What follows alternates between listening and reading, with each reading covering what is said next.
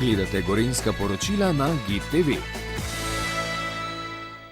Pri projektu Tuševa kuharska zvezda v 4 pretekmovanjih in velikem finalu iščejo najboljšega kuharja. Tuševo kuharsko zvezdo 2017.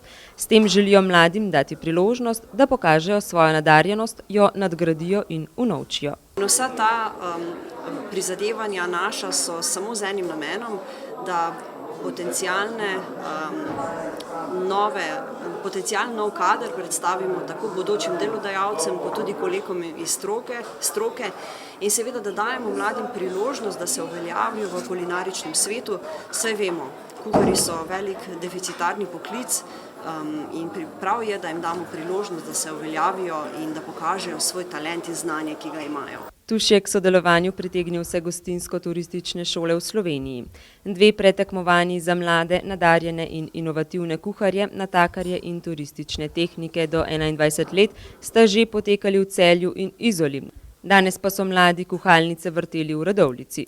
Za današnje tekmovanje pripravljajo srnin file, srnin hrbet v omaki, potem pripravljajo korenček na maslu, potem imamo zapečeno polento z brusnicami, imamo espumo iz kranjske klobase in čokolade in pa koprivin pire. Projekt Tuševa kuharska zvezda poteka pod okriljem Društva kuharjev in slaščičarjev Slovenije. Za izvedbo celotnega tekmovanja, tako s kuharskega kot tudi strežnega vidika, skrbi predsednik Tomaž Vozelj. Predvsem želimo popularizirati ta poklic med mladimi.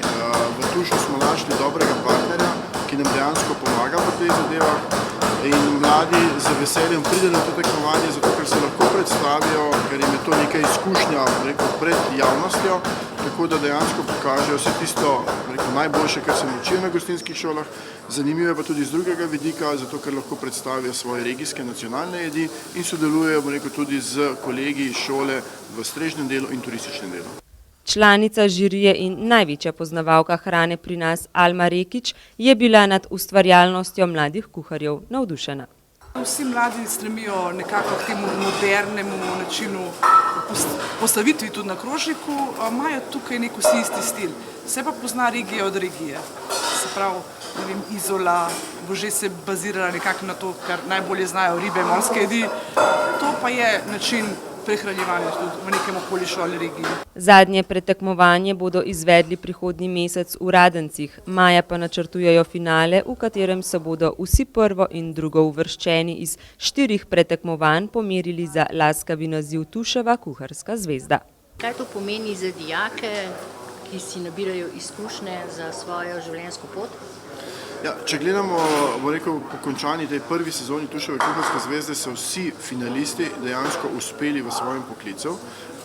Nekateri so tudi člani slovenske nacionalne kuharske ekipe, drugi so postali vodje kuhinj, sodelujejo v večjih hotelskih ali pa poznanih kuhinjah, tako da jim je to dobra podlaga v bistvu za delo naprej v življenju.